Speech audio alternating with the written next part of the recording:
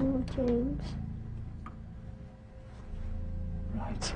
Now, I know that took a lot of doing. I can't tell you anything else. Why? That's the worst bit. Why? Okay, right. I know that's the worst bit, but you know what you did. Why? Think about it. Why? And just tell us what happened. Among the myriad stories of crime that have unfolded throughout the ages, certain tales rise above the rest, demanding our attention, stirring our collective consciousness. Today, we revisit one such chilling story that forever changed a small town in England and the world at large.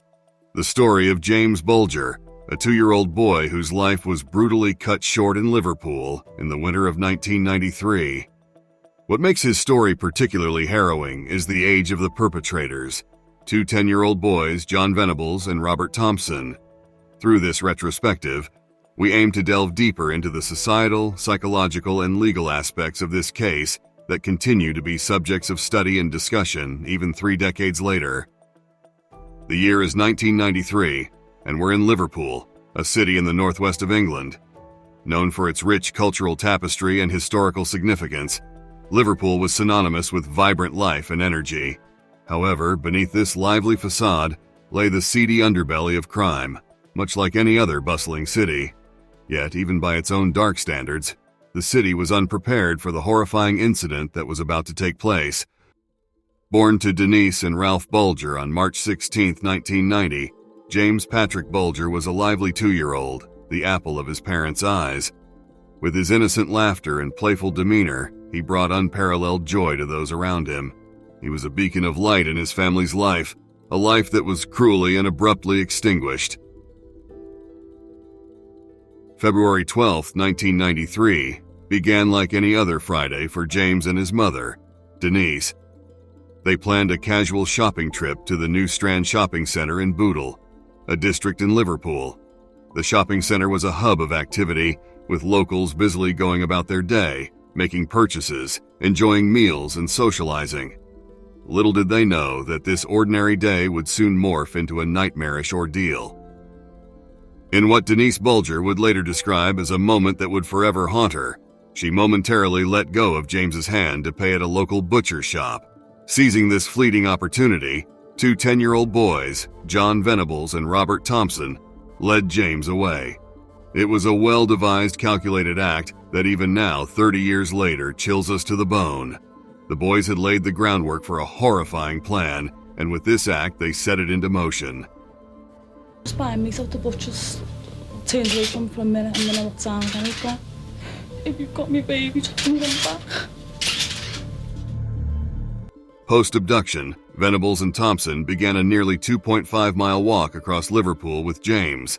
It was a seemingly aimless, meandering journey that cut through the heart of the city, taking them past numerous people. The trio was noticed by 38 individuals, each representing a missed opportunity to intervene, each unknowingly bearing silent witness to the unfolding tragedy. The boys crafted lies to explain their circumstances, asserting that James was a brother or a lost child they were trying to help. Their deceit was successful, dissuading bystanders from intervening. Now well over 30 hours since James went missing from this shopping centre. The already serious concerns for his safety have been further heightened as he faces his second night away from his parents. We do have a number of video photographs from the precinct itself showing the boy quite clearly, apparently following 2 youths that we're very anxious to trace. It may well be that the child did follow them, so it is very important that we do trace these 2 boys. Ultimately, their destination was a railway line in Walton, a suburb of Liverpool. This quiet, desolate location became the backdrop to the monstrous act they would commit. James Bulger, barely old enough to understand the world around him, was subjected to unspeakable torture at the hands of children, not much older than him. In a horrifying sequence of events, Venables and Thompson inflicted unspeakable acts of violence on young James.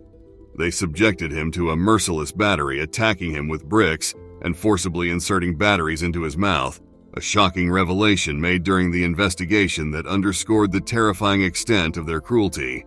The severity of James's injuries indicated that the boys had dropped a 10-kilogram iron bar on him, resulting in 10 skull fractures. These devastating injuries ultimately led to his tragic demise. In a sinister bid to conceal their gruesome crime, Thompson and Venables placed James' lifeless body on a railway line, securing his head with rubble. Their hope was that a passing train would mask their heinous act, making James's death appear accidental. Their ghastly plan unfolded as they had intended. After they abandoned the scene, a train did pass, tragically cutting James's body in half. James's life was brutally cut short on that railway line. His body, mutilated beyond recognition, was discovered 2 days later. The sight was so horrific that the first responders initially mistook the remains for a discarded animal carcass. The reality was far more gruesome and heart-wrenching, igniting shockwaves that would ripple through the country. Myself and a couple of others immediately went up there, and we actually saw what had actually happened to James. I heard this almighty screech, which came from like the bottom of the gut, and even tears came to my eyes. Following the discovery of James's body, an urgent, high-priority investigation was launched. The Liverpool police embarked on a race against time to bring the perpetrators to justice. The case was complex, but the clues were there. The haunting CCTV footage from the mall, eyewitness testimonies, and physical evidence from the crime scene. These pieces gradually fell into place, culminating in the identification and arrest of John Venables and Robert Thompson. You're under caution, and you do not have to say anything unless you wish to do so, but anything you say may be given in evidence. Now, you understand that, don't you, John? Yeah. All right. I have a photograph here, which is a video camera photograph.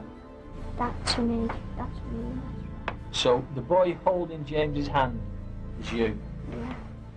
and the boy ahead of you, in the dark jacket and trousers, Robert Thompson. And what was it you told us? I killed James.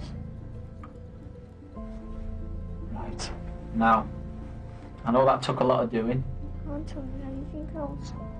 Right. That's the worst bit. Right. Okay. Right. I know that's the worst bit, but you know what you did. Right. Think about it. Right. And just tell us what happened. He took me in the rail shop and started throwing bricks at him. And then Who did? Robbie. Why did he throw bricks at him? No. Where did the stones and the bar hit him? In the head. Was he bleeding? Or either. Where was he bleeding from? Face. Then it was Robert's idea to kill him. Okay. To finish now because I can't speak anymore.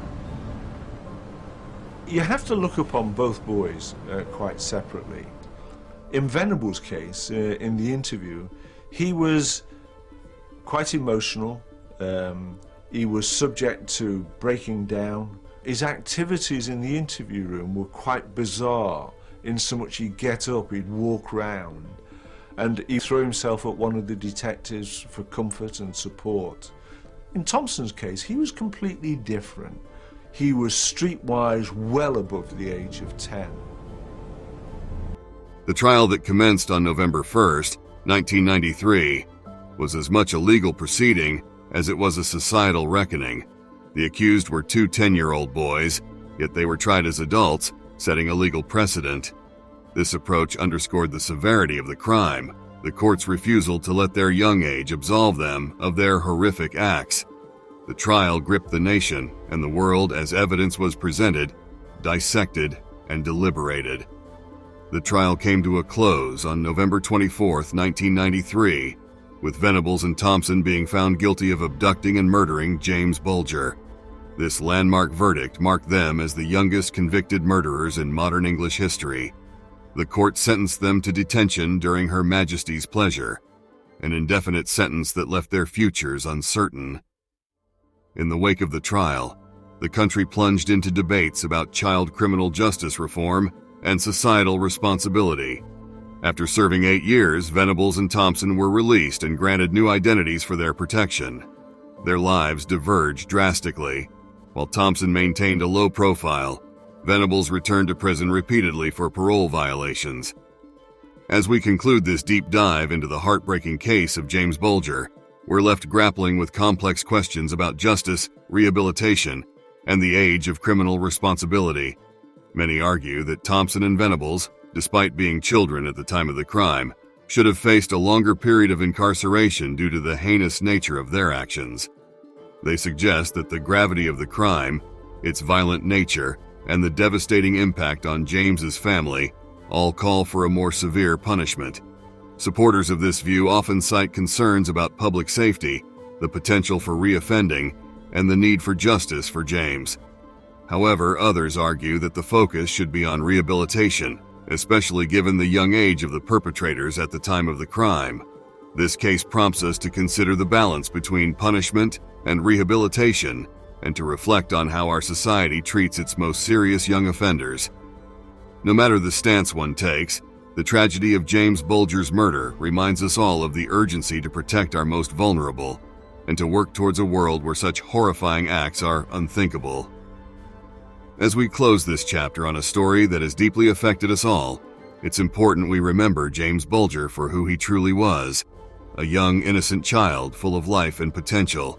James was a beloved son, a source of immeasurable joy to his family, and his memory continues to inspire a fight for justice, not just for himself, but for children around the world. Thank you for watching this video. If you found it informative, please give it a thumbs up.